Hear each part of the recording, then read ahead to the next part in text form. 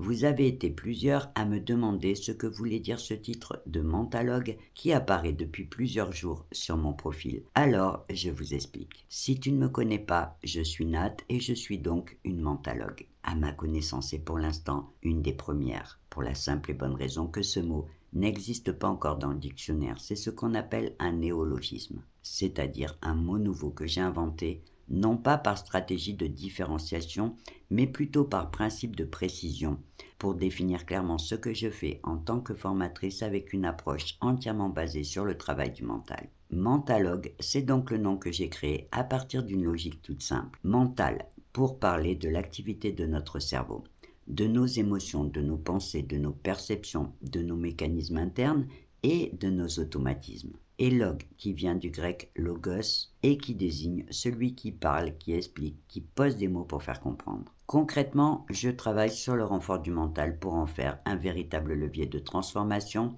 et pour regagner de la clarté, de la confiance et du contrôle. Et j'ai donc tout simplement choisi de créer un mot sur mesure plutôt que d'utiliser un titre qui ne me correspondait pas vraiment. Ce n'est donc pas encore un titre officiel, mais plutôt une façon juste de définir ce que je fais vraiment. Simplifier, expliquer, donner du sens pour pouvoir comprendre et agir sur son mental. Parce que je suis convaincu que lorsque l'on comprend comment fonctionne notre cerveau et ce qui se joue à l'intérieur de nous, on peut faire des choix plus éclairés et plus alignés au lieu de le subir. Après, il est important de bien comprendre les avantages, mais aussi les limites du renfort mental. Parce que beaucoup l'imaginent souvent comme une solution miracle qui nous rendrait invulnérables et qui nous permettrait d'éviter toutes les difficultés et les épreuves de la vie. Alors que le renfort mental n'a pas cette prétention, il ne nous évite pas les tempêtes, mais nous apprend à mieux nous armer pour y faire face. Pour être clair, j'utilise souvent l'image d'un capitaine de bateau. Il ne peut jamais contrôler ni le vent ni la mer, mais il connaît toutes les manœuvres à faire pour traverser les tempêtes en gardant son cap et sans chavirer. Le renfort mental, c'est exactement ça. Un travail de fond qui nous donne les capacités de traverser les difficultés et les épreuves en s'appuyant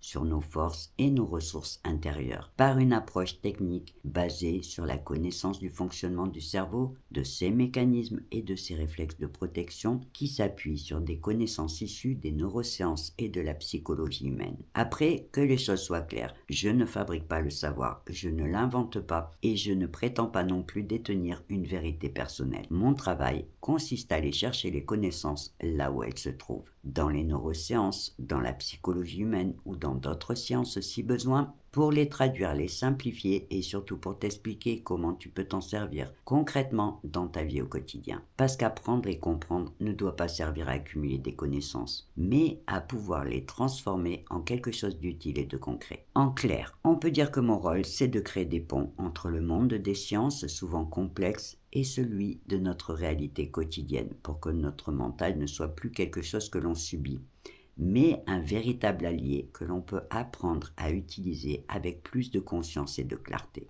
Mon objectif n'est pas de te donner des recettes toutes faites, mais de t'expliquer d'où vient ce que tu ressens pour ouvrir des pistes de réflexion et te permettre de trouver des solutions concrètes grâce à des outils et des techniques simples. Voilà pourquoi j'ai choisi de créer ce mot pour décrire avec justesse mon travail. Alors, si cette approche te parle, si tu ressens le besoin de mieux comprendre ton fonctionnement pour pouvoir agir avec plus de clarté et d'assurance, tu es au bon endroit. Et si ce n'est pas le cas, aucun souci. Tu sauras maintenant qu'il est possible de travailler sur ton mental si jamais un jour tu venais à en ressentir le besoin. Mais dans tous les cas, n'hésite pas à me dire ce que tu penses de ce mot mentalogue. Est-ce que ça te parle? Est-ce que ça résonne avec toi? Ou au contraire, est-ce que ça t'interpelle? Parce que vos commentaires et vos réactions sont toujours une belle source d'inspiration pour nourrir mes propres réflexions. Et sur ce, belle journée à toi.